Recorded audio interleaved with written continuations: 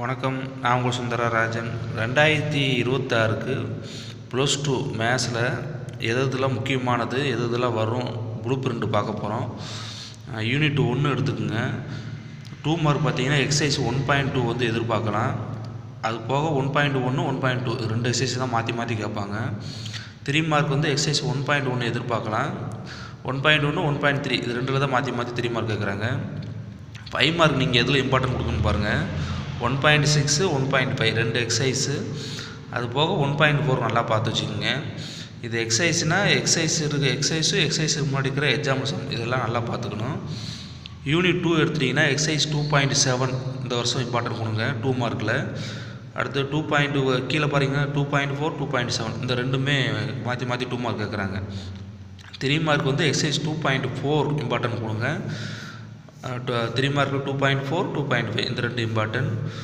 5 mark பார்த்தீங்கன்னா 2.6 2.8 important. இந்த வருஷம் நம்ம வந்து 2.6ல் நம்ம சம் எதிர்பார்க்கலாம். யூனிட் 3 எடுத்துட்டிங்கன்னா 2 மார்க் பார்த்தீங்கன்னா 3.1 3.2 இதான் இம்பார்ட்டன்ட். ஆனால் 3.1ல் நம்ம எதிர்பார்க்கலாம். 3 மார்க் வந்து எக்ஸசைஸ் 3.6ல் கண்டிப்பாக எதிர்பாருங்க. 5 மார்க் பார்த்தீங்கன்னா நம்ம இந்த வருஷம் கேட்டால் தான் கேட்பாங்க யூனிட் 3ல். அப்படி கேட்டாங்கன்னா எக்ஸசைஸ் 3.5. இப்போ யூனிட் 4ல் பார்த்தீங்கன்னா 4.1 4.3 ரெண்டு எக்ஸசைஸ் வந்து இம்பார்ட்டன்ட். நமக்கு வந்து 4.1 வந்து எதிர்பார்க்கலாம். 3 மார்க் வந்து எக்ஸசைஸ் 4.3. ஆனால் எக்ஸாம் சம் ரொம்ப இம்பார்ட்டன்ட் கொடுத்து பாருங்கள்.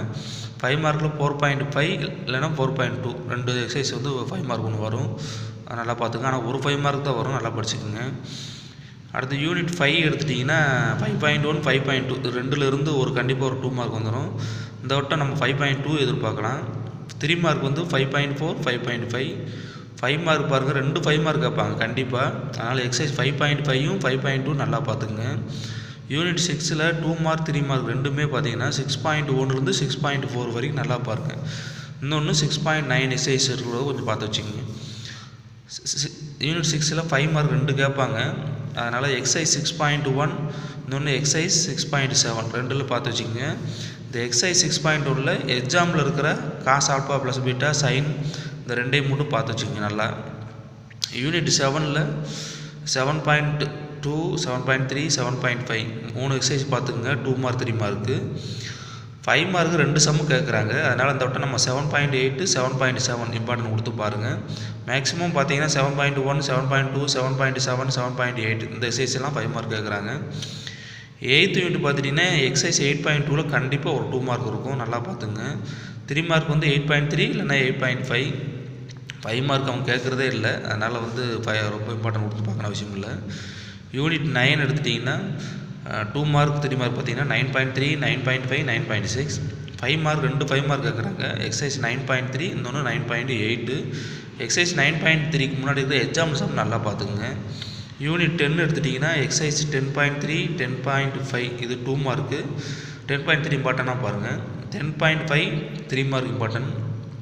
5 மார்க் வந்து 10ல் ரெண்டு கேட்குறாங்க. இந்த வட்டம் 10.5 10.8 எதிர்பாருங்க. அது எக்ஸாம்பிள் சம் 10.8க்கு முன்னாடி இருக்கிற எக்ஸாம்பிள் சம் நல்லா பார்த்து வச்சுக்கோங்க. மேக்ஸிமம் 5 மார்க் கேட்டிங்கன்னா 10.5 10.6 10.7 10.8 இந்த 4 எக்ஸசைஸ் இம்பார்ட்டன்ட்.